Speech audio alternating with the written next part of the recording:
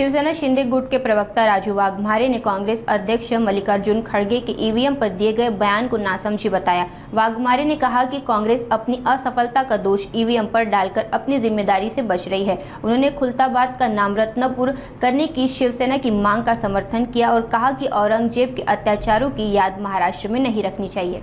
काँग्रेसचे राष्ट्रीय अध्यक्ष मल्लिकार्जुन खरगे साहेब स्वतःचं अपयश आणि काँग्रेसचं अपयश हे ईव्हीएमच्या माथ्यावर फोडून स्वतःच्या केलेल्या पापातून मुक्त होऊ पाहत आहेत। म्हणजे लोकसभेमध्ये ज्यावेळी इंडिया आघाडीला चांगली मतं पडली, चांगले लोक निवडून आले, त्यावेळी तीच ईव्हीएम वापरण्यात आली होती, पण त्यावेळी ती ईव्हीएम चांगली होती।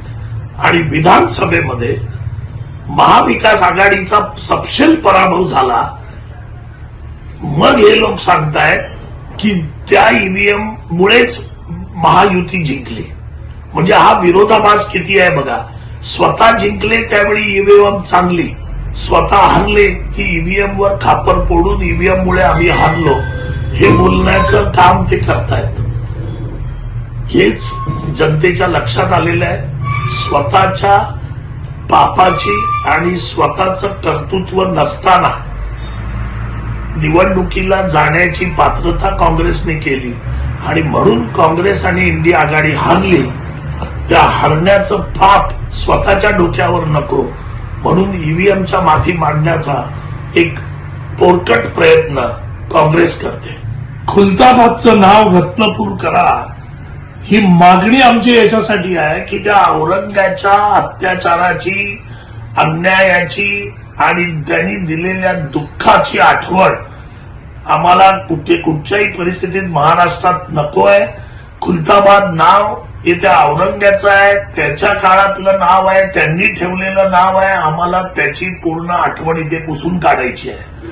म्हणून कोणत्याही परिस्थितीमध्ये खुलताबादचं नाव हे रत्नपूर झालं पाहिजे अशी शिवसेनेची स्पष्ट मागणी आहे। ज्यांना औरंगाचा पुळका आहे, उभाटाला पुळका आहे, काँग्रेसला पुळका आहे, त्यांनी औरंग्याला कवटाळून बसावं।